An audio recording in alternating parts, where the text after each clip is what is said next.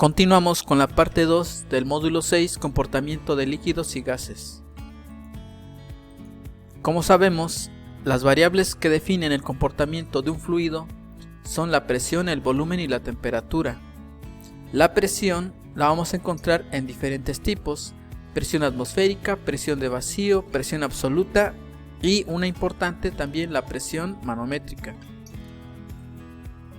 La presión atmosférica es la fuerza que ejerce el peso del aire que nos rodea sobre la superficie de la Tierra y todo lo que está sobre ella.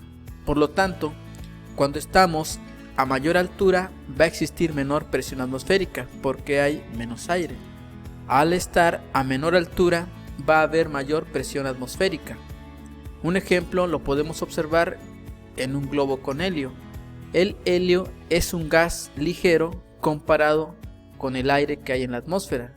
Es por ello que el globo comienza a elevarse. A medida que el globo gana altura, el gas dentro de él comienza a expandirse. ¿A qué se debe? A que la presión atmosférica va siendo cada vez menor. Va a llegar un punto en el que el gas dentro del globo va a tener la libertad de poder expandirse aún más, hasta llegar a un punto en el que el globo no va a resistir esa gran presión y llega a romperse. La presión manométrica. Esta presión siempre va a ser mayor que la presión atmosférica, y esta es la fuerza que ejerce el aire en las paredes internas de un objeto, en este caso por ejemplo en la llanta de un automóvil. Esta presión se le da el nombre porque se mide con un instrumento llamado manómetro. El manómetro es un instrumento de medición para la presión de fluidos contenidos en recipientes de tipo cerrados. Se distinguen dos tipos de manómetros, según se emplean para medir la presión de líquidos o de gases, y este toma como referencia a la presión atmosférica. La presión de vacío. Esta presión siempre va a ser menor que la presión atmosférica, y esta la vamos a encontrar, o es la fuerza que ejerce el vacío dentro de la superficie de un frasco o de un contenedor cerrado.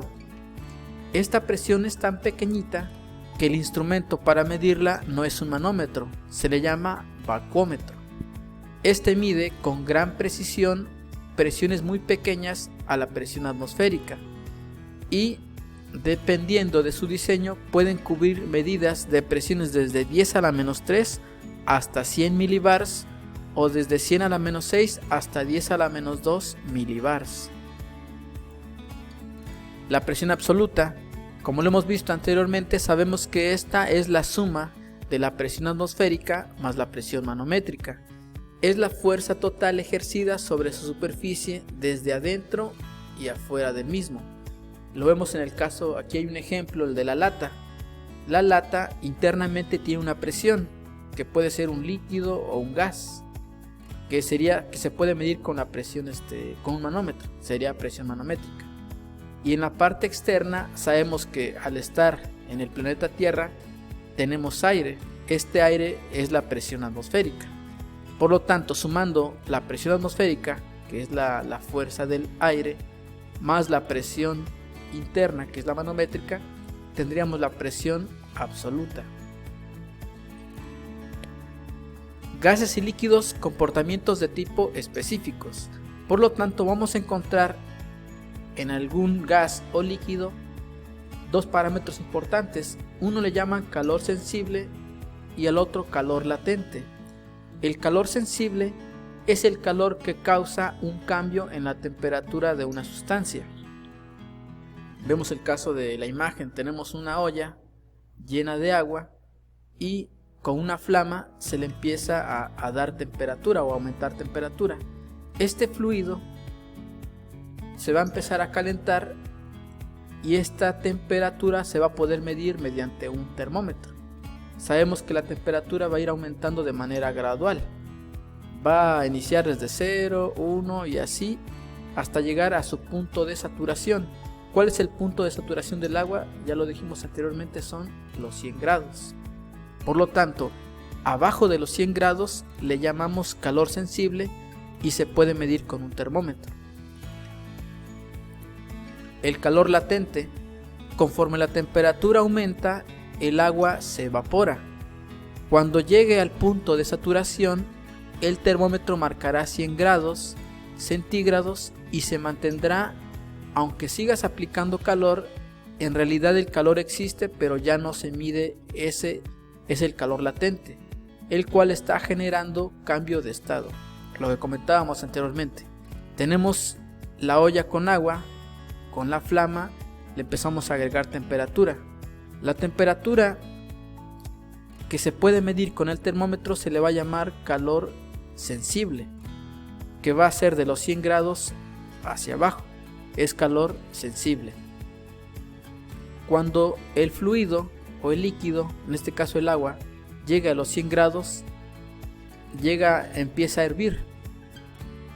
Aunque sigamos aplicando calor, este líquido ya no se va a poder medir su temperatura, porque sabemos que el punto de saturación del agua son 100 grados.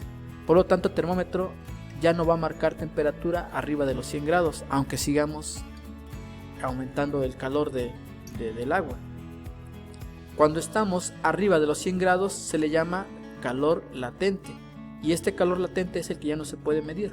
Está ahí, pero ya no se puede medir, y este es el que genera el cambio de estado, pasando de estado líquido a estado gaseoso. Entonces el punto medio sería el punto de saturación, que sería en este caso para el agua 100 grados centígrados.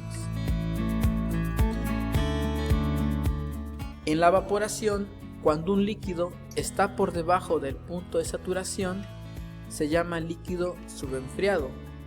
Si está en dicho punto es un líquido saturado, y si está por encima es un gas, lo que decíamos. Si estamos abajo de los 100 grados, que es el calor sensible, se le va a llamar líquido subenfriado. Si estamos justo en los 100 grados, en ese punto medio se le va a llamar líquido saturado. Y cuando estamos arriba de los 100 grados, que ya mencionamos que es calor latente, ya va a ser, en este caso, gas. En la condensación, cuando un gas está por encima del punto de saturación, se llama gas sobrecalentado. Si está en dicho punto se llama gas saturado, y si está por debajo, este ya es líquido. Lo mismo pasa con los gases. Tenemos un gas. Si el gas está justo en el punto de saturación, se le va a llamar gas saturado. Si ese gas está por arriba del punto de saturación, se le va a llamar gas sobrecalentado. Y si ese gas está por debajo del punto de saturación, ya no es gas, ya es líquido. Por lo tanto, tenemos gas saturado y gas sobrecalentado. ¿Qué diferencia hay entre estos dos tipos de gas? En el gas saturado existe cierto porcentaje de humedad, porque está cambiando hacia líquido.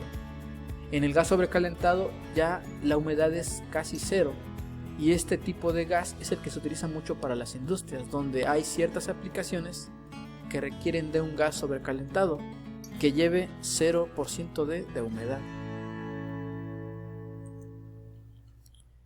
Y la presión atmosférica también afecta al punto de saturación. Hablamos del caso del agua. Si el agua se encuentra a una altura menor, va a haber mayor presión atmosférica. Al haber mayor presión atmosférica, el punto de saturación del agua sería de 100 grados. Pero si esa agua la llevamos a un lugar donde haya más altura, por lógica va a haber menor presión atmosférica. Si la presión atmosférica baja, el punto de saturación ya no van a ser los 100 grados. Ya el punto de saturación, en este caso el agua, va a hervir a menos temperatura. Ese dato es muy importante para la cuestión de líquidos y gases. Saber cuál es el punto de saturación y que este va a depender de la altura a la que se encuentre, porque la afecta directamente la presión atmosférica. Bien, con esto finalizamos el tema de comportamiento de líquidos y gases. Gracias por su atención.